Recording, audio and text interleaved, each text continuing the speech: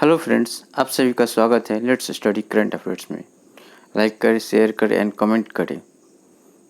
इस वीडियो पे फीडबैक ज़रूर दें।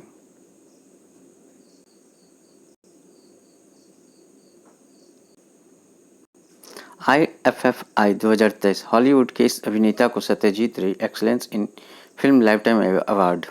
हॉलीवुड अभिनेता सत्यजीत रे एक्सलेंस इन फिल्म लाइफटाइम अवार्ड।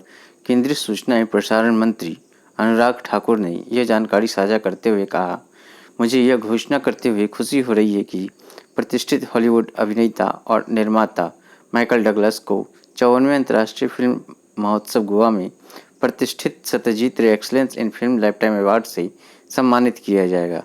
उन्होंने कहा कि हमारे देश के प्रति माइकल डगलस का गहरा प्रेम सर्वविदित है और हम 54वें अंतर्राष्ट्रीय फिल्म महोत्सव में हमारी समृद्ध सिनेमाई संस्कृति और अनूठी परंपराओं को प्रदर्शित करने के लिए दक्षिण एशिया के सबसे प्रमुख फिल्म महोत्सव में उनका कैथरीन जेटा जोन्स और उनके बेटे का स्वागत करने के लिए उत्सुक है। माइकल डगलस अमेरिकी अभिनेता और निर्माता।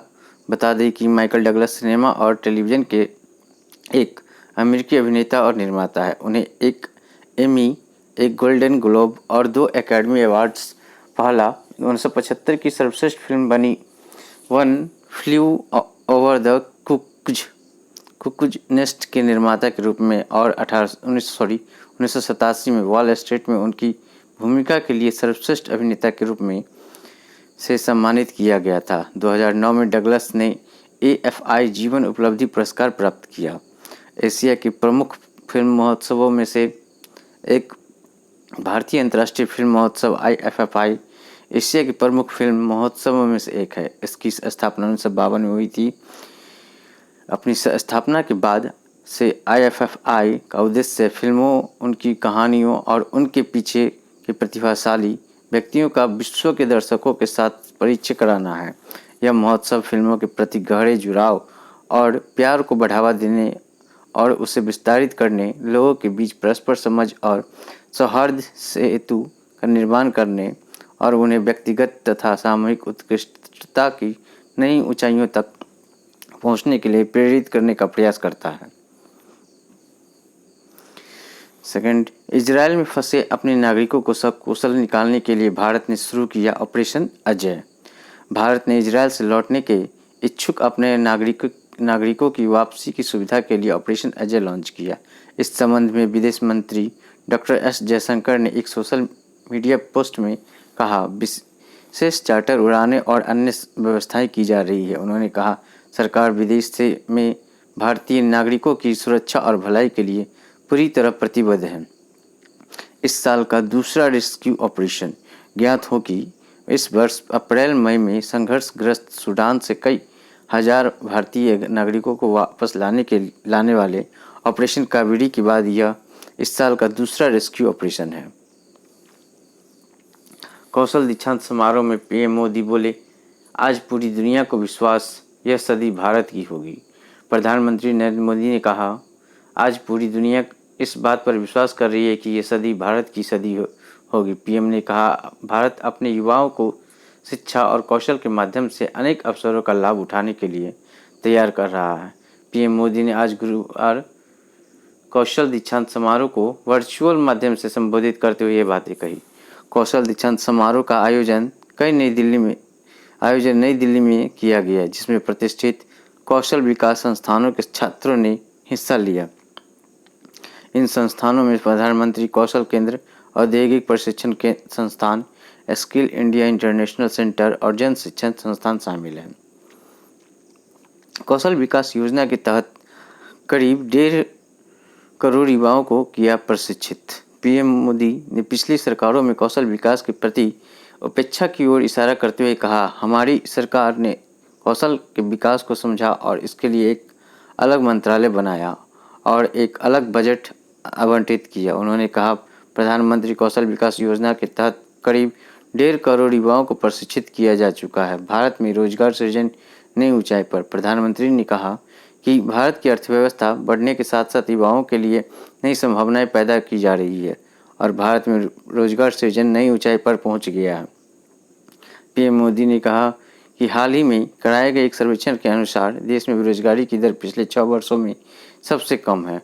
शिक्षा मंत्री धर्मेंद्र प्रधान ने इस मौके पर कहा कि दीक्षांत समारोह में करीब 10,60,000 युवाओं को प्रमाण पत्र दिए गए हैं। भारत में बेरोजगारी दर 6 साल में सबसे निचले स्तर पर। यह एक हालिया सर्वेक्षण के अनुसार भारत में बेरोजगारी दर 6 साल में सबसे निचले स्तर पर है। पीएम ने भारत के कार्यबल में महिलाओं की भागीदारी में अभूतपूर्व वृद्धि का भी जिक्र किया और महिला सशक्तिकरण के संबंध में पिछले वर्षों में भारत में शुरू की गई योजनाओं और अभियानों के प्रभाव को श्रेय दिया। भारत आने वाले वर्षों में सबसे तेजी से बढ़ती प्रमुख अर्थव्यवस्था बना रहेगा। अंतर्राष्ट्रीय मुद्रा कोष द्वारा जारी हालिया आंकड़ों पर प्रकाश डालते हुए प्रधानमंत्री ने बताया कि भारत आने वाले वर्षों में सबसे तेजी से बढ़ती प्रमुख अर्थव्यवस्था बना रहेगा। उन्होंने भारत को दुनिया की शीर्ष तीन अर्थव्यवस्थाओं में ले जाने के अपने संकल्प को भी दोहराया और कहा कि IMF को भी भरोसा है कि अगले 3-4 वर्षों में भारत दुनिया को शीर्ष तीन अर्थव्यवस्था बन जाएगा। उन्होंने रेखांकित किया कि इसमें देश में रोजगार और स्वरोजगार के नए अवसर पैदा होंगे। महिला श्रम बल भागीदारी दर बढ़कर 37.0% हुई। भारत सरकार के सांख्यिकी और कार्यक्रम कार्यान्वयन मंत्रालय ने 9 अक्टूबर 2023 को आवधिक श्रम बल सर्वेक्षण रिपोर्ट 2022-23 जारी की, जिससे पता चलता है कि श्रम बल भागीदारी मापने के सामान्य स्थिति सिद्धांत के अनुसार देश में महिला श्रम बल भागीदारी में उल्लेखनीय सुधार हुआ है। यह दर 2023 में बढ़कर 37.0% हो गई, जो पहले 4.2% अंक थी। यह उछाल महिला सशक्तिकरण सुनिश्चित करने के सरकार के निर्णायक कार्यक्रम का परिणाम है। महिला श्रम बल भागीदारी दर में यह महत्वपूर्ण उछाल महिलाओं के दीर्घकालिक सामाजिक, आर्थिक और राजनीतिक विकास के उद्देश्य से की गई नीतिगत पहलों से महिला सशक्तिकरण सुनिश्चित करने के सरकार के निर्णायक कार्यक्रम का परिणाम है। सरकार की पहल महिलाओं के जीवन चक्र तक फैली हुई है, जिसमें लड़कियों की शिक्षा, कौशल विकास, उद्यमिता सुविधा और कार्यस्थल में सुरक्षा के लिए बड़े पैमाने पर पहल शामिल हैं। इन क्षेत्रों में नीतियां और कानून सरकार के महिला नेतृत्व वाले विकास एजेंडे को आगे बढ़ा रहे हैं। क्या है आवधिक श्रम बल सर्वेक्षण? राष्ट्रीय सांख्यिकी कार्यालय ने अप्रैल 2017 में आवधिक श्रम बल सर्वेक्षण की शुरुआत की थी। इसका मुख्य उद्देश्य वर्तमान साप्ताहिक स्थिति CWS में केवल शहरी क्षेत्रों के लिए 3 माह के अल्पकालिक अंतराल पर प्रमुख रोजगार और श्रमिक जनसंख्या अनुपात, श्रम बल भागीदारी दर, बेरोजगारी दर का अनुमान लगाना। प्रतिवर्ष ग्रामीण और शहरी दोनों ही क्षेत्रों में सामान्य स्थिति PS+SS और CWS दोनों में रोजगार एवं बेरोजगारी संकेतकों का अनुमान लगाना। श्रम बल में महिलाओं की भागीदारी में वृद्धि से आर्थिक विकास।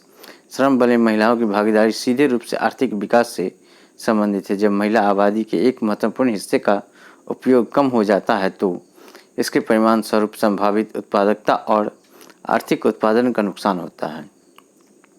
श्रम बल में महिलाओं की भागीदारी में वृद्धि होने से उच्च सकल घरेलू उत्पाद और समग्र आर्थिक समृद्धि में योगदान हो सकता है। महिला सशक्तिकरण सुनिश्चित करने के सरकार के निर्णय कार्यक्रम से महिलाओं को आय अर्जित करने का अवसर तक पहुंच प्रदान करने से यह उनके परिवारों को गरीबी रेखा से बाहर निकालने में मदद कर सकती है, जिससे जीवन स्तर बेहतर हो सकता है तथा परिवारों की स्थिति में सुधार हो सकता है। NTPC लिमिटेड फोर्ब्स की विश्व के सर्वश्रेष्ठ नियोक्ता 2023 की सूची में शामिल। भारत के सबसे बड़े एकीकृत ऊर्जा समूह NTPC लिमिटेड को हाल ही में फोर्ब्स की विश्व के सर्वश्रेष्ठ नियोक्ता 2023 सूची में शामिल होने वाले एकमात्र भारतीय लोक उपक्रम के रूप में मान्यता मिली है। NTPC लिमिटेड विश्व रैंकिंग में शीर्ष 700 कंपनियों में से 261वें स्थान पर है और इस सूची में शामिल होने वाला सार्वजनिक क्षेत्र का एकमात्र भारतीय लोक उपक्रम है। फोर्ब्स हर वर्ष 700 कंपनियों की पहचान करने के लिए स्वतंत्र बाजार अनुसंधान के माध्यम से विश्व की सर्वश्रेष्ठ नियोक्ताओं की सूची प्रकाशित करता है, जो रोमांच, कामकाजी और सकारात्मक माहौल, प्रशिक्षण और कैरियर उन्नति के अवसर, कर्मचारी लाभ, कर्मचारी केंद्रित और कार्यस्थल पर विविधता प्रदान करते हैं। फोर्ब्स ने इस वर्ष विश्व के सर्वश्रेष्ठ नियोक्ता की 7वीं वार्षिक सूची बनाने के लिए मार्केट रिसर्च फर्म स्टेटिस्टा के साथ साझेदारी की। यह एनटीपीसी के प्रगतिशील और संयंत्र प्रभार कारक प्लांट लोड फैक्टर पीएलएफ से पहले ही लोग दृष्टिकोण निरंतर प्रक्रिया में सुधार के माध्यम से अपने मानव संसाधनों के विकास और प्रबंधन में उत्कृष्टता, एक देखभाल, सीखने और आकर्षक कार्यस्थल, कर्मचारियों की जरूरतों को पहले खाना और रणनीतिक रूप से व्यावसायिक आवश्यकताओं के अनुरूप लोगों की प्रथाओं को अपनाना एवं कर्मचारी कल्याण और देखभाल और एक सार्थक सहयोगी कर्मचारी अनुभव बनाने को मान्यता देता है। प्रगतिशील लोगों की नीतियों और हस्तक्षेपों ने एनटीपीसी की कार्यबल को चुस्त और भविष्य के लिए तैयार रहने में सहायता की है। निरंतर मूल्यांकन, केंद्रित शिक्षण और विकास पहल, पारदर्शी कैरियर विकास एवं उत्तराधिकारी योजना प्रणाली के साथ समकालीन प्रदर्शन प्रबंधन प्रणाली की शुरुआत, प्रगतिशील तथा सहयोगी लोगों की नीतियों के अतिरिक्त एनटीपीसी के लिए अनोखा, योग्य और मनमोहक संस्कृति का निर्माण करने वाले कुछ ऐसे ही फैक्टर हैं जिसकी वजह से एनटीपीसी को फोर्ब्स की विश्व के सर्वश्रेष्ठ नियोक्ता 2023 सूची में शामिल होने वाले एकमात्र भारतीय लोक उपक्रम के रूप में मान्यता प्राप्त हुई है। Thank you. प्लीज़ लाइक करें, शेयर करें एंड सब्सक्राइब करें। कमेंट में फीडबैक देना ना भूलें। Again thank you.